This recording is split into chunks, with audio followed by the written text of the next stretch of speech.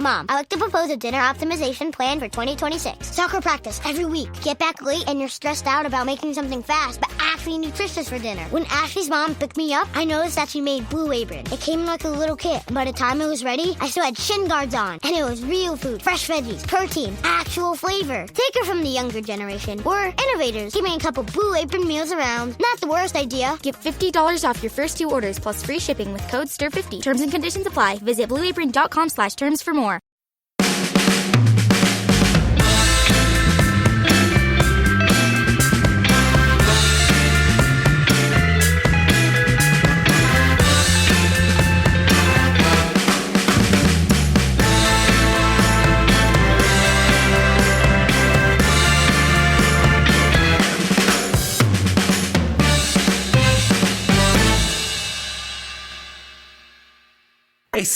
It's been such a sort of dull few days, Ed, that kind of forgot about the excitement of the FA Cup final, but can mount again now after the massive disappointment of the loss at West Ham, and then the very peculiar activity on Sunday. When did we last record a podcast?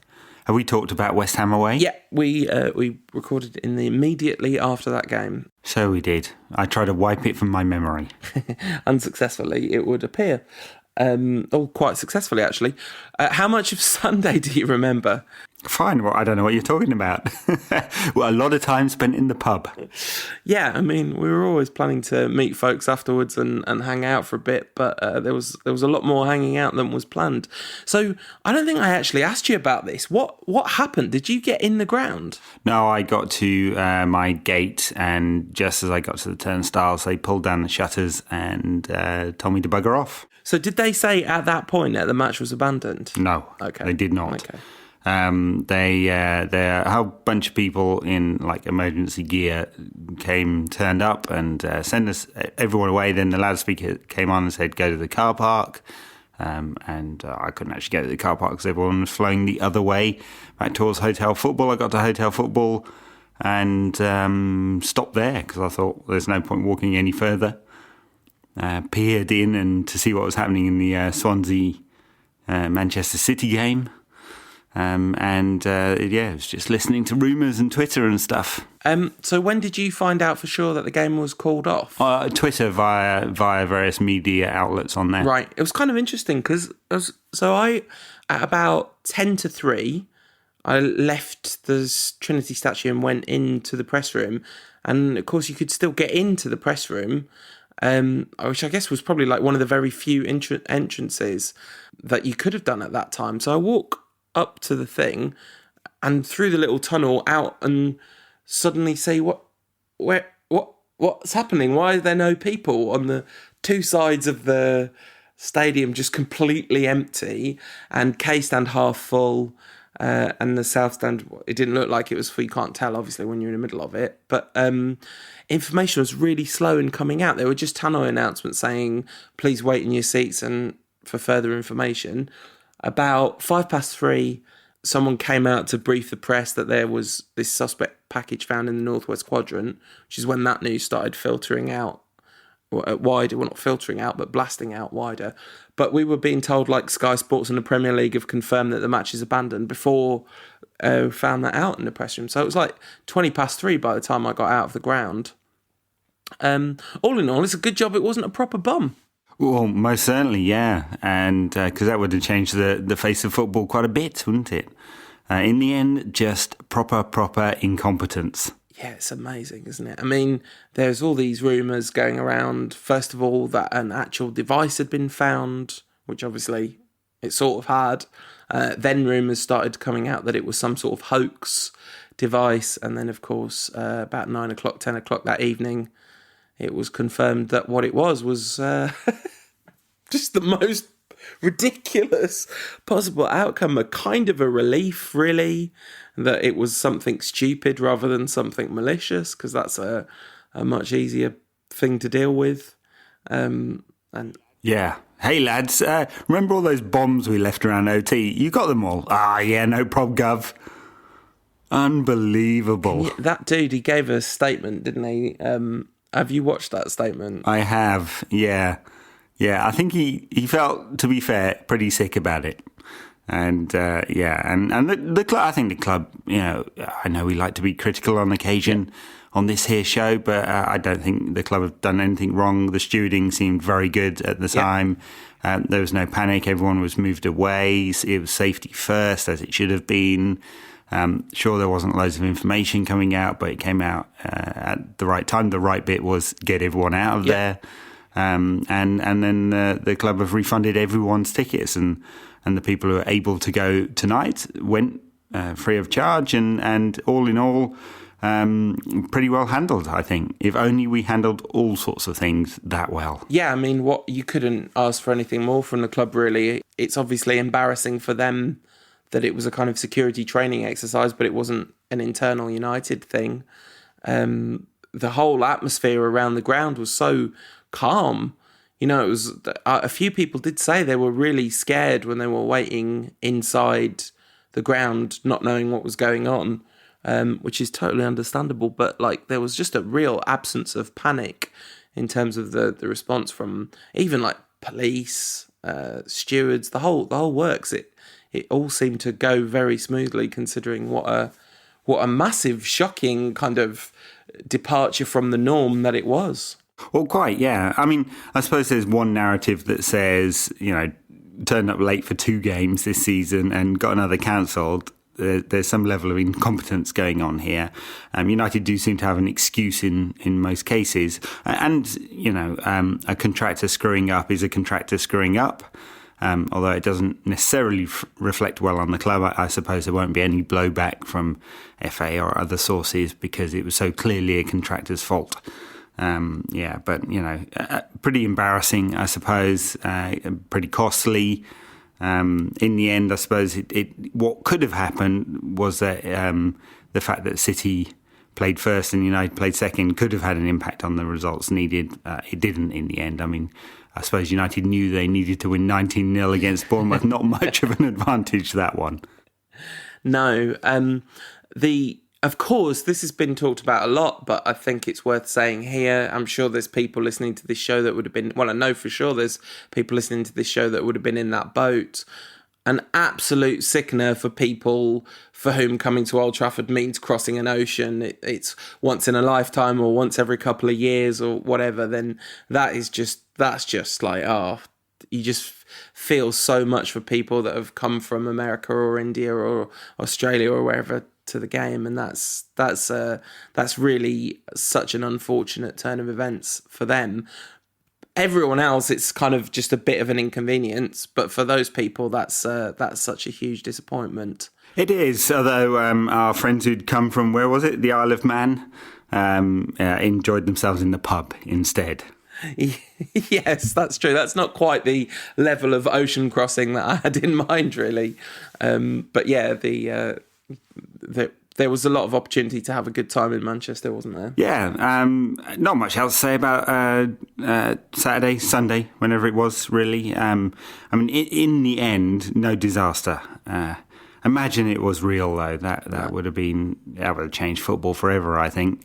There's already quite a reasonable amount of security at football, more than there used to be in the olden days anyway, when there really wasn't any, and you were happy to bring in knives and flares and whatever you fancied. Not that I brought knives and flares in, you understand. It doesn't sound like the sort of thing you'd have done, to be honest. No.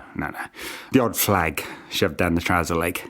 But more security. But that would have meant airport-style security at every turnstile and having to go to the game an hour beforehand. So thankfully, just a screw-up. And actually, it highlights a thing I didn't know happened at Old Trafford, that they were doing drills for a terrorist incident and trying to get prepared for it. Yeah, and it was very evident that they were prepared for it, and that was the kind of stewarding response was evident, wasn't it? Code red was the word of the day, and it was just very well executed. No, I mean, of course, I think it's pretty evident that they've been preparing for it. Especially, it's been increasingly evident since the Paris attacks in November. There was a huge uptick in security and people getting their bags searched when they were going in and all that kind of stuff. So it is just fantastic to know that it wasn't a failure of security on that level. It was a kind of just the worst kind of mistake you could make if you're a hoax bomb producing company. I mean, the tweets have been brilliant. Like, my favourite one was someone doing inventory at the end of the day, counting the bombs back in. 1, 2, miss a few, 9900. Nice. It was good. Anyway, so it's good that it turns out to be something ridiculous that we can laugh about. At the Paris Angel on Twitter, Manchester City fan, just tweeted out the news story with blue ketchup written on it. I think City fans are a bit worried that their status as the most ridiculous club in Manchester is under serious threat. Well, quite, yeah. So yes, no, in the end, no disaster. Odd to play the game after the end of the season. It didn't matter in the end. I mean, certainly contributed to the low attendance at Old Trafford on Tuesday and the very, very flat atmosphere. So shall we talk about the Bournemouth game? Yeah, great goals in that game. Great goal. Dull as any game in United this season. Or in the history half of Manchester United, maybe. Yeah. It was definitely one of those ones where you want to staple your eyelids to your forehead. But nothing happened at all. It was played at this awful pedestrian pace, and it didn't feel like United were going to do anything and just didn't care. And then a moment of magic from Martial, Mata and Rashford to set up Rooney for the opening goal, and it all changed from there. Yeah, it was absolutely brilliant, wasn't it, that goal? Lovely goal. Lovely goal. It just shows how much talent there is in places in the United squad. And that hasn't been on show often enough by any means. But yeah, they linked up brilliantly. Rashford's awareness to step over that ball. Mature beyond his years, isn't he? The whole game actually showed a ton of awareness. And in the England squad, or at least in the extended England squad, so he got a very good chance of going to the Euros. Mata not in the Spain squad, probably not a surprise. He's had a middling season, hasn't he? And they've got plenty of talent in midfield. Martial, obviously, in the French squad, he'll probably start. He's got a lot of assists his first sort of half dozen games or so for France. And Rooney, obviously in the England squad, where he plays, though, is an interesting one because he was very, very good, wasn't he? Admittedly, there was zero pace in the game and Bournemouth really didn't press in midfield. So it's hard to put any real honest judgment on it. But for what he had in front of him, very good, ran the game. Yeah, absolutely. It was the Rooney show, wasn't it? And that's... Well, did he get a couple of assists and a lot of Hollywood balls, obviously. He likes that kind of thing, but a couple of good through balls as well, that great goals. Did he get the assist for the Young goal? He definitely didn't get the immediate assist for Young Rash's goal because he put in the Hollywood ball to Valencia and Valencia headed it back to... Yeah. Assist for the Young goal and then a goal himself. Yeah, very, very good performance, plenty of chances created. And as you say, you wouldn't read any significant thing about it other than that if you want to play Rooney in a testimonial, he's probably going to do an absolutely bang-up job for you. Well, yeah. I mean, he's certainly got some of the requisite skills, except for the kind of physical part and his predilection for Hollywood balls. The worrying thing, though, is that Young came on up front and scored. That's Rashford on the bench at the weekend, isn't it? No, don't be silly. I'm doing this thing that's coming out tomorrow, which is that's coming out the day this comes out, hopefully Wednesday. That's a ranking of all the United players in order this season. It's actually incredibly difficult because after you get past the first two, no one has been good all season. No, you can't give it away, remember, because we're doing our Rankcast Awards next week. Yeah, fair enough. But I had just written the sentence. I was on Ashley Young's slide, and I'd just written the sentence, he has finished the season without a goal.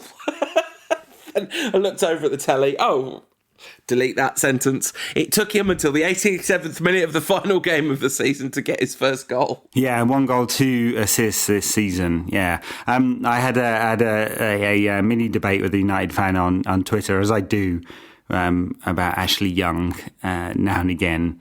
I mean, a lot of people still like him and like his work rate and everything. The problem with Young is that his output is just abysmal. For an attacking player, there's just nothing comes out of him. Hardly ever scores goals. Only got double figures on assists once, and that was back at Villa.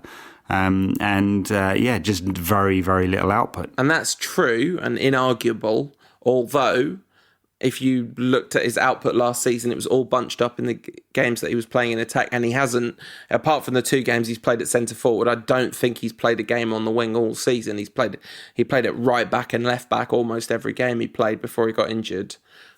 So he's just hardly featured as an attacking player this season. But even when he did feature, you're absolutely right about his output. But I like him, and I think he adds something to a squad, although it's not goals or assists, is it? So he scored. Rashford scored. What a lovely goal. What a lovely player. What a glorious future. Yes, only to be ruined by England this summer. No, he's not going to. You said he's got a good chance of going to the Euros, but I mean, I don't think he'll even play in the friendlies. Maybe he'll get 10 minutes at the end of a game or something.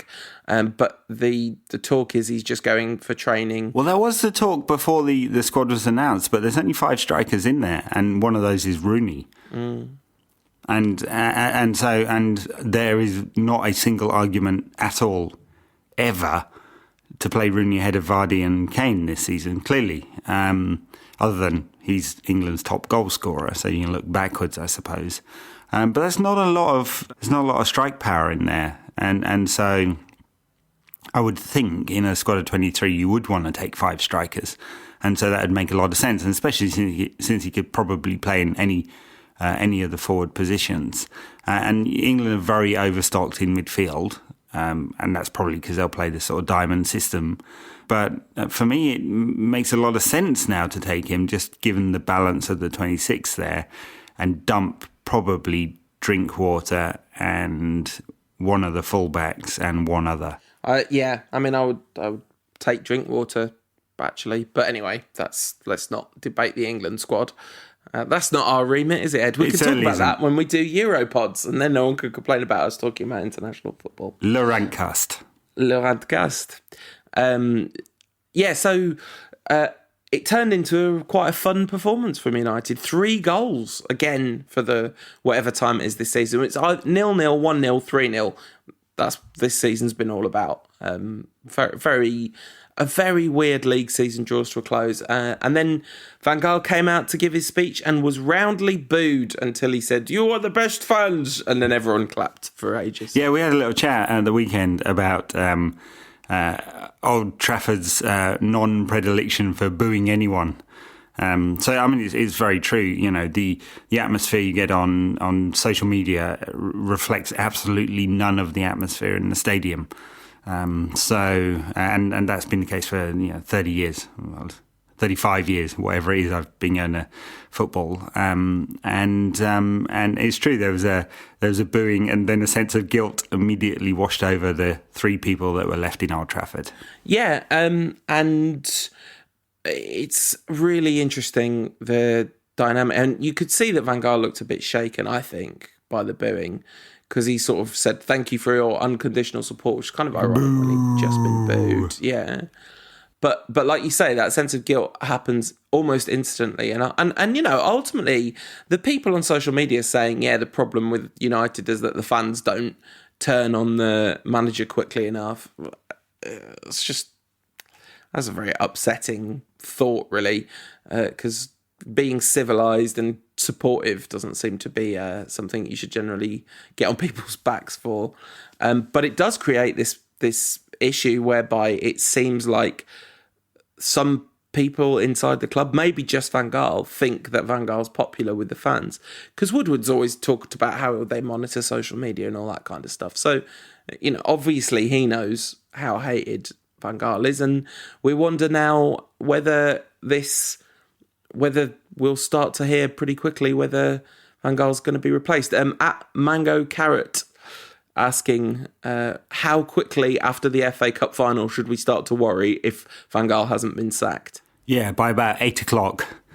Just so strange, the stories this week. I mean, just the obvious briefing by mainly Fergie's people on the Louis van Gaal side. He's fully in Camp Louis now.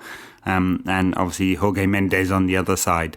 So, De Gea will stay if Van Gaal goes. De Gea will stay if Ibrahimovic comes. Ibrahimovic will come if Van Gaal goes.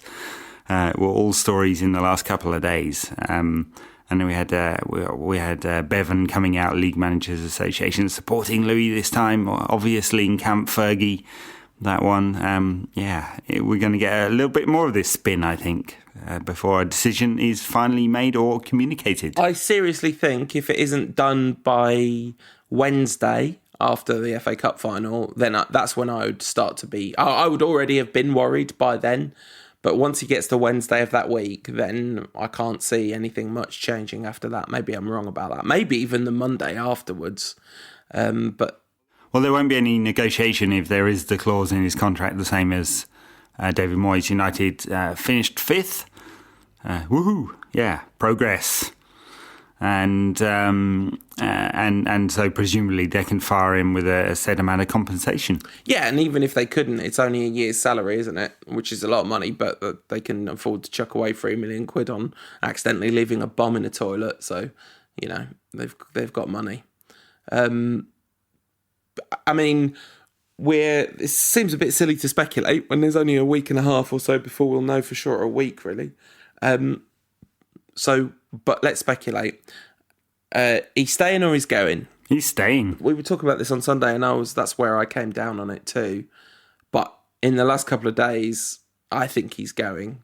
I think the club must know how deeply the dissatisfaction among the supporters runs, and that is actually quite a big influence on them, because that is the club's customers, and demand is not inelastic. Well, it's about 19% of the club's customers in match day revenue, and look, no, it's reflected glory is what all the sponsors want. I'm not talking about match-going fans. It's not a good look to have a half-empty stadium. But I'm not just talking about match-going fans. I'm talking about the whole broader United community, match-going fans, away fans, every strata of United society wants Van Gaal out. There's, I can't, we've talked about these numbers before, but if you did a straw poll of every single person with any positive affection towards Manchester United in the whole world, you would surely... 659 million followers, isn't that? Exactly, yeah. I'm sure you'd get 85% Van Gaal out of that.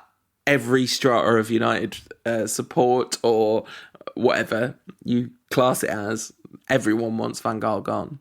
From Usain Bolt to Ant Crawler. Now that would be a good way to get rid of him, wouldn't it? What, just send Ant Crawler? I mean, I was bemoaning the fact that the Manchester Education Committee doesn't seem to exist anymore. The Men in Black, they could pay Louis a visit and encourage him to retire to Portugal. No, Ed. Paramilitary operation is not the answer. Yeah, someone did suggest to me that we should crowdfund a hit. I was definitely against that one. Yeah, okay. I would love him to go with some dignity. That's the thing. Yeah. Because I don't hate Van Gaal. It's very unfortunate what's happened, and he is a hard man to love when he digs his heels in and gets super obstinate and all those things that we've talked about ad nauseum. But I still want him. He's just a 64-year-old man. I want him to leave with some dignity. Well, yeah, absolutely, and we'll see whether that happens or not. Certainly, the fact that the club have made no communications in support of Van Gaal would support the position that he's going, because it would have been quite easy to say he's staying for another year. So I guess they've kept their options open. It doesn't half seem like the club have told Van Gaal, whose people keep insisting he's staying, and Mourinho that they've both got the job. That'd be incredible if that's really what they've done. If the level of cowardice is that high, we'll see. Would you be surprised with Woodward?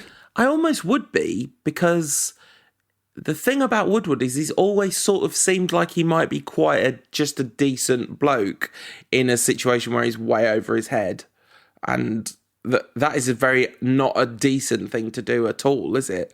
Mind you, the Moyes thing wasn't exactly handled decently, was it?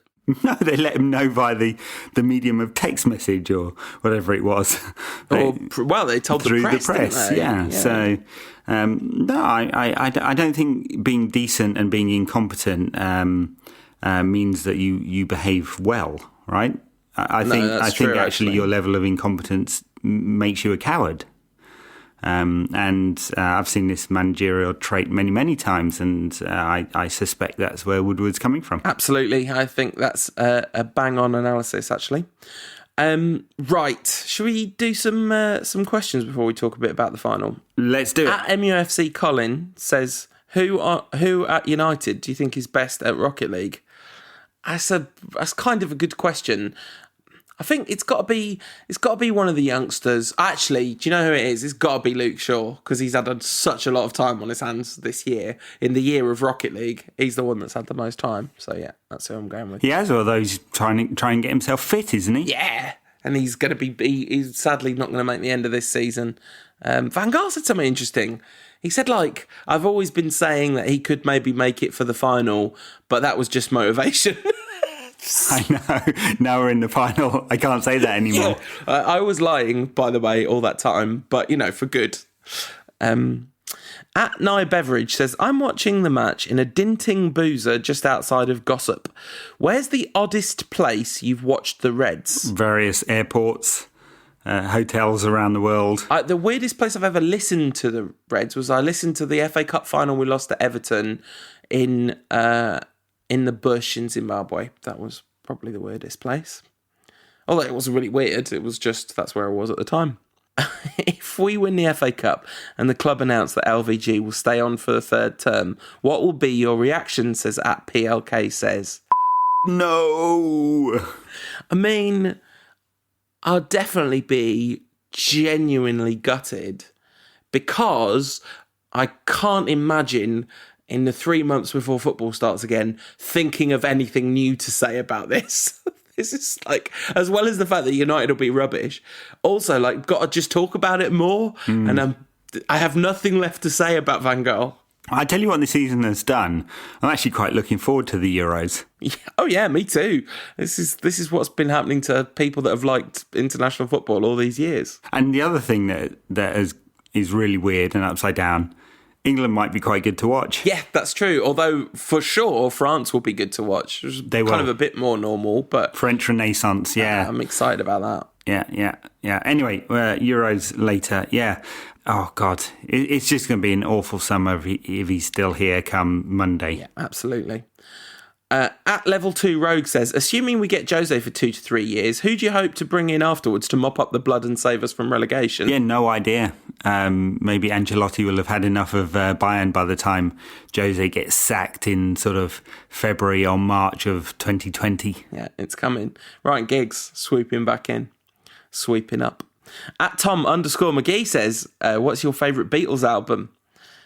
My favourite Beatles album is probably Abbey Road, but it's close. I like every Beatles album from start to finish, pretty much after Rubber Soul onwards. They're all good. Barely a dud on any of them. I mean, there's some weird stuff on the White Album, obviously. And I said Abbey Road, but Maxwell Silverhammer is a terrible song. Very good. Yeah. Ever listened to the Beatles? Then? I don't listen to them a lot. I've listened to all of their stuff, Yeah. Yeah. If this season were a fruit, asks at Etna_UK, which fruit would it be? Pear. Pear. Because they're ripe for 5 minutes and they're mush. No, it's gone pear-shaped, hasn't it? Oh, yeah, that's true. Banana, because there's been a lot of slip-ups. Definitely. A kumquat. Definitely not a peach. What's that rotting? Oh, the one you get in Southeast Asia that smells like. Yeah, that one. Just causing Tom to have to beep stuff for no reason whatsoever now. At Brad88 says, will we ever have a United manager who talks as passionately about United as Paul does about toast? Listen, toast is serious business, okay? It's not so much just toast. It's how bad that toast was. It wasn't just like an okay, not great piece of toast.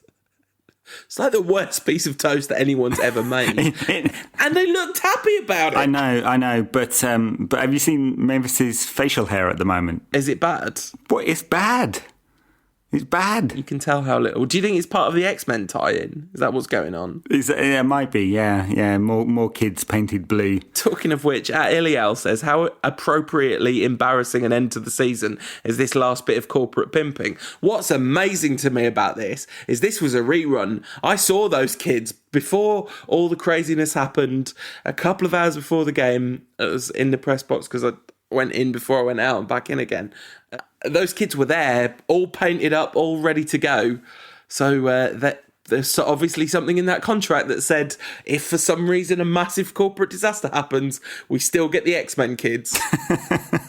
Yeah, I mean, absolutely, yeah. I'm surprised some of the United players haven't been tweeting about it. Maybe that's coming. Yeah, no doubt. Or maybe the backlash to the Revenant thing was so extreme everywhere they've gone, we probably better try a different strategy here. At Neighbourlism, but with a K, says, does Pereira have an attitude problem or something? Seems like he'd have been useful this season. Well, you'd think so, but I don't think he has an attitude problem. I think he's a slightly flighty, creative youngster. Yeah. It's ridiculous writing the thing about the season and looking. Pereira's had 80 minutes of league football, that like in a season which has been relentlessly desperate for someone to add a spark of invention. But he's not a senior creative player, is he? Clearly not. At I am Will 182 says, what's more likely to happen? Valencia using his left foot or the Red Mancunian boys doing a podcast? The latter. Do you think? Has anyone... Well, yes. What's more likely, Leicester winning the Premier League or the Red Mancunian boys doing another podcast?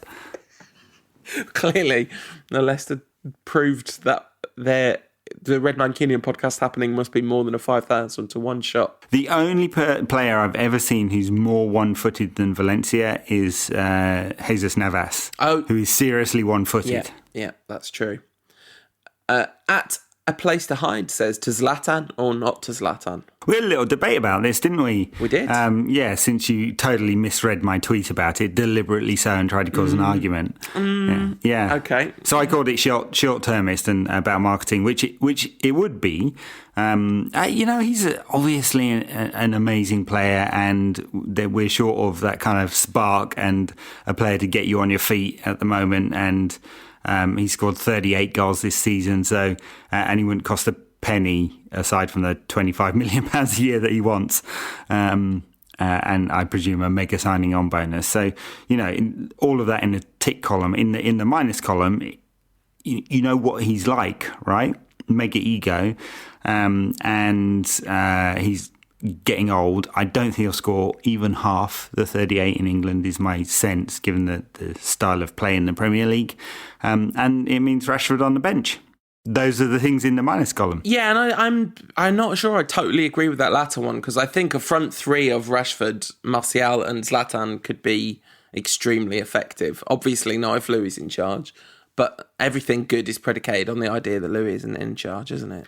Yeah, and the other thing, the fact that they're apparently mulling an MLS move should tell you pretty much everything about Zlatan. This is about what the largest pay packet is. This is not some desire to come to United. Although I suspect he would probably be happy if he can delay going to MLS for a year to play at United. And nothing to do with money, just on the kind of professional scale. The thing about Rashford also is, I've thought about this quite a lot, and not signing a senior striker means that we're kind of assuming that Rashford's going to do what Martial's done this season and play every game, basically. And that would seem like such a massive ask and such a kind of recipe for burnout. No, and I think, in a way, asking an 18-year-old and 20-year-old to carry United seasons just totally foolhardy. The question is, what is the balance? I mean, when I said this last week, actually, and there was a question that asked, who do we buy? And I said a striker. You were like, oh, no, I don't think so. We got Rashford and Martial. So, it's do we believe that those two could carry the team for the whole season? That's one question. And just how much less time would they get? Because it's not like Ibrahimovic is not going to want to play every game, right? Of course he is. Yeah, absolutely. And Rooney. So Rooney, Martial, Rashford, and Ibra are not all playing in the same side. Another season of Rooney playing every game. That is an absolute In midfield. massive dread. I mean, I suppose that's a little bit better, but Is it what? He's a top midfielder, is he? No, I said a little bit better, not like brilliant. It's so distressing, and what we need so badly is a manager who can actually manage Rooney, because he's clearly an asset. To just kind of decry Rooney as a totally spent force is to look past his obvious qualities. But his obvious qualities are so far and away enhanced by occasional use. You know, the right balance of games, the kind of like the way Fergie treated Giggsy and to a lesser extent Scholes in the later years, you know. Yeah, I guess so. I'm not sure that's worth 300 grand a week. That's an entirely different debate. Yeah, because you've got to get someone else to pay him 300 grand a week if you try and get rid of him, haven't you? I could see Rooney in China. Not. You're taking it really old school.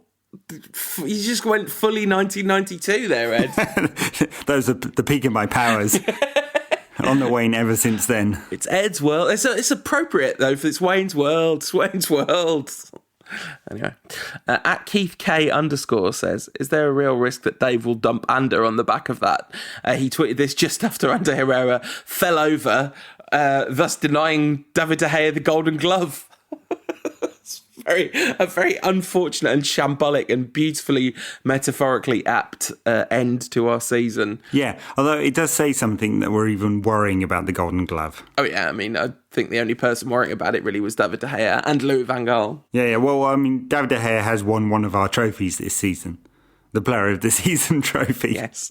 And he only would have got one of the Golden Gloves. Petr Cech would have had the other one, so Petr Cech gets to keep them both. So they got the finishing above Tottenham trophy and the Golden Gloves. What a season it's been. Yeah, it's kind of weird that Tottenham completely collapsed, but they've clearly had the better season. In the last 3 weeks they've wasted it, and Arsenal have only come alive when the league was gone. It shows how cowardly their players are, honestly.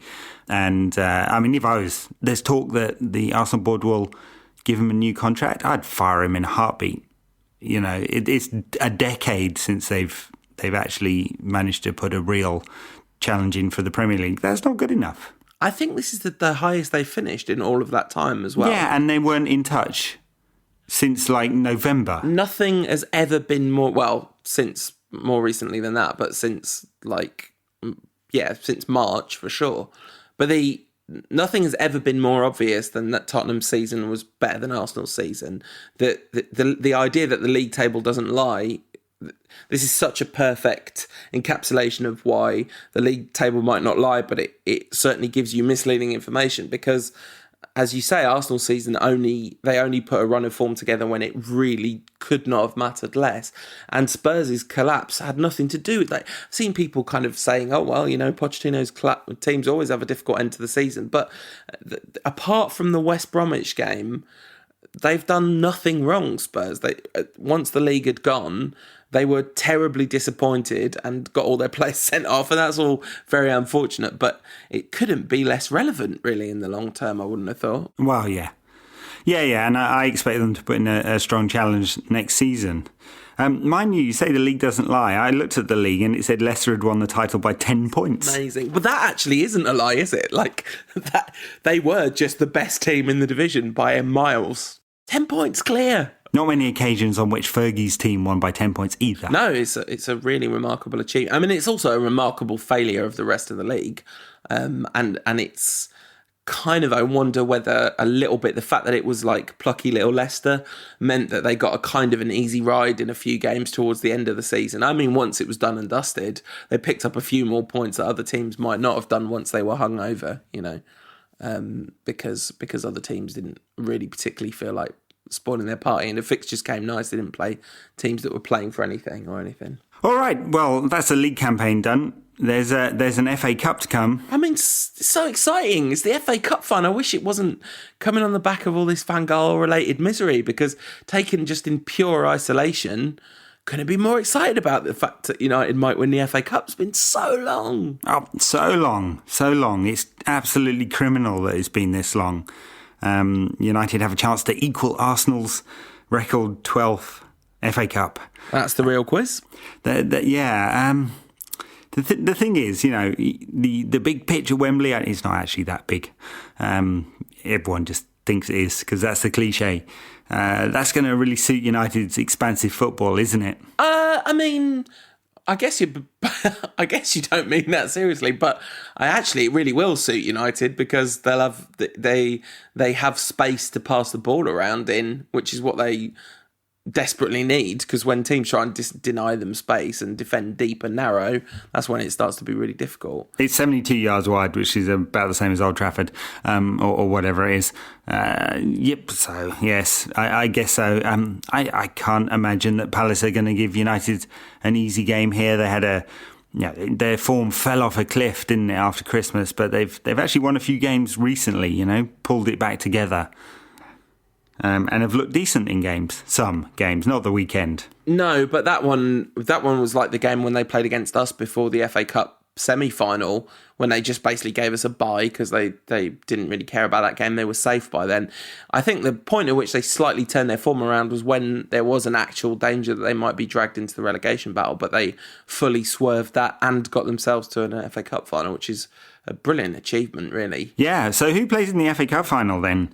Is Fellaini straight back into the team alongside Rooney in central midfield? Wow, that's a really good question. And if so, does he drop Lingard or Mata? I mean, Mata's in pretty decent nick, actually, having had a very kind of dull period. But no, Mata plays. He came off against Bournemouth. That was clearly a case of giving him a breather because the other two to come off were Rashford and Martial. So Matt is definitely going to play. So if Fellaini comes back in, he comes in for Lingard. I don't really mind that. That isn't going to get me screaming blue murder about the starting lineup. No, because Lingard's numbers are abysmal, right? He contributes. Ashley Young-esque, worse than Ashley Young. But it would presumably mean that Rooney moves to number 10. His numbers aren't that much better either, but better. And Juan Mata hugging the touchline. I mean, I think it's probably a little reductive to say that Rooney moves to number 10 because I think he will play left number 10. I think Van Gaal has switched to this 2 attacking midfielder, 1 holding midfielder model. I guess the holding midfielder will be Carrick, and he will. And Fellaini not against Bournemouth, he didn't. Rooney was as deep as Carrick most of the game. Guess so, but I wonder whether that's about instruction or just Rooney seeing where he can pick up space and sitting there. Well, maybe he played as a regista, didn't he? He did. The much maligned Michael Carrick role. Michael Carrick's shot against. Oh, it was such a shame that didn't go in because it's probably got memories of Roma there. Somebody tweeting that was clearly proof that Michael Carrick was off, because if he was going to stay another season, he would have just knocked sideways past there. True. Yeah, I mean, he's clearly going to get dropped next weekend as a result, though, isn't he? Shooting. I mean, so I think it will be. I wouldn't be surprised that apart from Fellaini for Lingard, it was the exact team that started this game. Rojo fit? Even if he is Van Gaal stupid enough to drop? Yes. I mean, obviously, yes, clearly. Yes, actually, I think he is, and I think there's a very good chance that Rojo will play, because I think we've exploded the myth that Van Gaal is some kind of proponent of youth for the sake of it.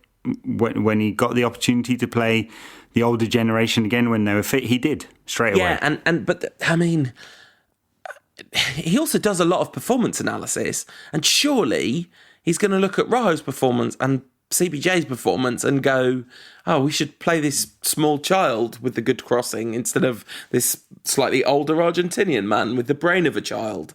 And we'll see. I certainly wouldn't bet against you here. I think Carrick will definitely play over Schneiderlin because that seems very evidently Van Gaal's go-to. Rooney's in, obviously. And then I think Fellaini over Lingard, Mata on the right, Martial on the left, Rashford up top. Something like that. Now, what are the odds that Van Gaal complains about having 2 less days preparation time? I think that probably... Do you know what? I think he might not, actually, because of what caused the 2 days less preparation time, unless we lose I don't think this is going to be one he brings up before the match. I think he might mention it, but he might even be asked about it and sort of say, oh, well, under these circumstances, you can't really complain, etc. But he played his full side, so I guess he could have played all the kids if he had wanted. What difference would it have made, except for £400,000 or whatever it is for a point? But wouldn't finishing sixth have meant starting in the Europa League earlier? Yes, it would have meant starting in the third qualifying round if United don't win the FA Cup. Right, okay. FA Cup is directly into the group. But we've got that locked up. We don't have to worry about that. They can't take that away from us. No, unfortunately. Although, I mean, of all the disasters of being in the Europa League, starting the season in July would be up there with the real problems, wouldn't it? Well, it would have been 2 days after United's game with Manchester City in Beijing and 3 days before the Wayne Rooney testimonial. Fantastic. But that's not happening, which is good. What, the testimonial? Oh, no. Are we selling him? Do you have insider information? No, that's not what I mean. I meant the... You going to the testimonial to pay homage to Rooney? I legitimately would definitely consider it. I don't know how anyone could really argue that he hasn't earned a testimonial, apart from you could say, oh, well, the transfer requests, etc. But in the end, he stayed at the club, scored tons of goals, was vital in one of our best teams ever, all that malarkey. He's still a bit fat and a scouser, though. No, I don't. Neither of those things bother me. The only thing that bothers me about Wayne Rooney is the way he's treated by Moyes and Van Gaal. Those are the things that have bothered me about Rooney, really. And that second transfer request was a bit of a kick in the teeth after he'd been so public about apologising about the first one. Anyway, let's dump Rooney talk. Yeah. That is. Palace, what do you make of them? Such a weird season, really. Great start to the season, and then just form fell off a cliff. Looked like they might end up sacking Pardew. Now the Pardiola's back, and they're coming into the cup final in half decent form. Yeah, I mean, Pardew said after the semi-final that he's hardly had his best team available. And that's a bit Van Gaal, isn't it, as a thing to say. But he does kind of have a point that they don't have a fantastic squad, but they have got a kind of more than half decent first team there. They've got players who, on form, can do tons of damage. Yeah. But they're all a little flaky. Yeah, Punchin, Balassi, Zaha, all flaky. They could do with a decent striker. Which they don't have. Absolutely. But they've definitely got plenty of goal threat, and we are so spectacularly incompetent at times that, when we played Everton have had an absolutely atrocious end to the season. They've been one of the worst teams in the division for the second half of the league. And we made them look pretty good for long stretches of that game. Okay, so FA Cup semi-final, their fans were really loud and they probably were super up for it, and maybe not playing to Martinez's instructions or whatever, and looked a bit better than they have generally, but we did make them look good, and there is a slight worry that we definitely have it in us to make Palace look good, don't we? Certainly, yeah. I don't expect this to be a super open, expansive game. Why would it be? I mean, look, we saw that in the second half against Bournemouth, but that's the exception to the rule, which is what we saw in the first half against Bournemouth. I'd be really surprised if this is a classic cup final a la the first game in 1990. But you'd have said, I guess, before the Everton game that you'd be really surprised if that was an open, expansive, end-to-end game too, right? Sure, yeah. No, true. It's just we've got 2 years of evidence of what really happened under Louis van Gaal. Yeah, but you wonder how much this is... The whole FA Cup run is sort of... Ever since Sheffield United, and apart from that game, the whole FA Cup run is sort of testament to the players taking matters into their own hands. We had Lingard and Rooney saying they'd been given more freedom after Derby and then being told that this was not true. Shrewsbury doesn't really count, but they definitely went for that game in a way they haven't gone for a lot of games when it looks like they're following Van Gaal's instructions. I wonder if they were all just sort of they'll be a bit D-mob happy and just play their own way a little bit, rather than following Van Gaal's instructions to the letter. Yeah, maybe it will be leaked out that he's going and they'll be liberated. The story that was doing the rounds about David De Gea, that De Gea is going to go if Van Gaal stays because he hates him so much. Straight out of Camp Mendes. Absolutely amazing. j.mendes@mendes.com. Hopefully the FA Cup won't make any difference to anyone's future because we can celebrate the victory. The important question ahead of an FA Cup final, of course, is if we do win the game, which one of our players will be first to put the lid of the trophy on their head? Fellaini. That's a very good shout. That is a very good shout. Lingard, if he's on the pitch by that point, he's got... Well, he'll certainly be up to some stupid antics live on Periscope or Instagram, whatever young kids do today. What are you telling me, Ed, that Roy Keane would never have let that happen? Is that what you're saying? No way. He might have pressed a phonograph at some point, but yeah, no, this Insta nonsense. Absolutely. All sorts of threats from Palace. Vulnerabilities too, though. They've conceded a pretty decent number of goals. And, one thing that United have shown is over a short run, they can put together good performances, this side. It's just that you've no way of knowing when that's coming and when it isn't. Yeah, does this count as an away game or a home game? I think we might have the away dressing room. That could be disastrous. Uh-oh. I think we might have had the home end for the semi-final. I could be wrong about that, though. I don't know. What's your gut tell you, Ed? What does your gut instinct tell you about this one? My gut tells me that we should be good enough to beat Palace. I mean, it's Palace, right? And, I don't think it's going to be pretty. I don't think it's going to be super open. But if United get the ball into Martial and Rashford enough, there's enough there. So a sort of 2-0 win is kind of what I'm thinking is going to happen. I think it will be more open than you're expecting it to. I think the occasion will sweep the players up a little bit, and I think that's good in terms of what kind of game it will be, but maybe even a little bit bad for us because I think we've got to be really careful with Balassi and Zaha. We're definitely vulnerable down the flanks. Valencia seems to be in pretty decent nick, but the left back question, especially if Rocco plays, that could be really disastrous. Well, it really could be, yeah. Valencia, since you mentioned him, pulled a Berbatov, plucked the ball out of the sky with the softest of soft touches, and then cut back onto his left and played it back down the wing. He's a funny old player, isn't he? I was looking at pass completion statistics for work, not just for fun. And if you sort United's squad by pass completion ratio, the bottom sort of chunk of it is just all fullbacks, like the worst pass completion rates in the squad. And that's not a criticism of fullback. It's the nature of the position. You're likely to put in crosses and long balls up the channel. That's part of the job. The one exception to that rule, of course, is Antonio Valencia, who I believe has the third best pass completion percentage in the whole squad. And you don't read this for fun? I do. Take it into the loo with me. Not for Antonio Valencia, the speculative ball into the channel. The cross aimed at a striker who may and may not be there, not in his locker. A little careful recycling of possession is what he's all about. Do you think he practices that? Do you think they get him out and they do the crossing drill with the keeper before the game? Yeah, out to Antonio, check back, play it back down the touchline. But he has been surprisingly good since he's come back from injury. I've thought it's like a little decent period of form for Valencia. There was an assist for Rashford against Villa. And then there was another assist for Rashford against Bournemouth. Wait a minute, there's a pattern developing in terms of both the player he's providing for and the quality of opposition we're up against. Very good, yeah. No, I think it's going to be a good day for United. I have a feeling that we're going to win.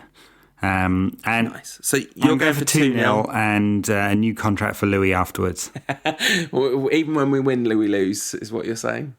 I'm going to go for 2-1 and Van Gaal to be sacked. Joy.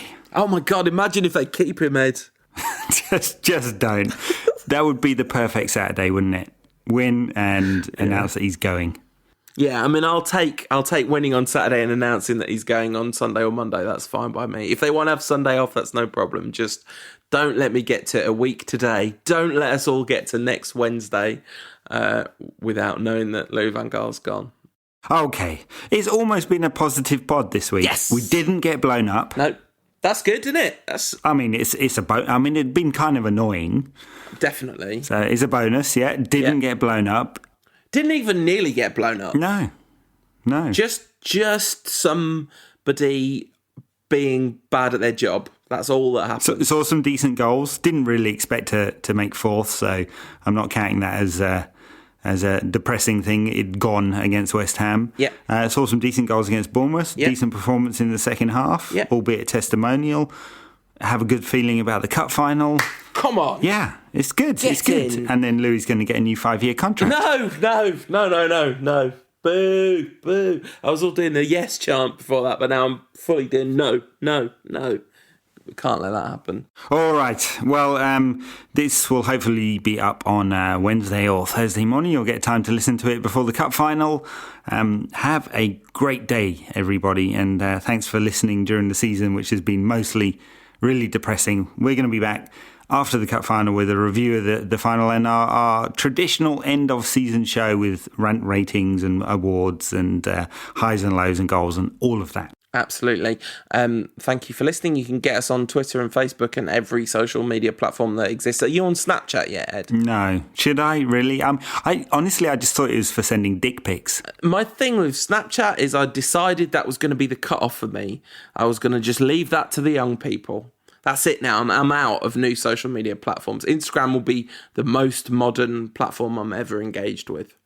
I'm not necessarily saying that is definitely going to stick, but yeah, we're staying Snapchat free here. But eventually, that'll be the only thing. Kids will only be listening to podcasts on Snapchat, and we'll have to get involved. I might not know how Snapchat works. Yeah. Can you play a whole podcast on Snapchat? And literally no idea. I'm going to guess no. But I would say between us being super excited about the FA Cup final and not knowing really what Snapchat is, you can definitely age us appropriately. Yeah, very good. I have no idea if kids listen to podcasts. They don't use Twitter. I've seen the data. So if you're not a kid and you'd like to get us on Twitter, I'm at United Rant. Paul is at UTD Rantcast. Nobody uses Google+. That's Google+/United Rant. Only old people use Facebook, facebook.com/United Rant. Pinterest, I occasionally put stuff on there. My weird techie auto posting thing started going weird and techie, so I've given up on that one a little bit. But Twitter is the place to find us, along with not that many other people and mostly old people, if you're into that kind of data. Thanks, Ed. We'll see. Pleasure. We'll see you after the FA Cup final. Come on, you Reds! This podcast is part of the Sports Social Podcast Network.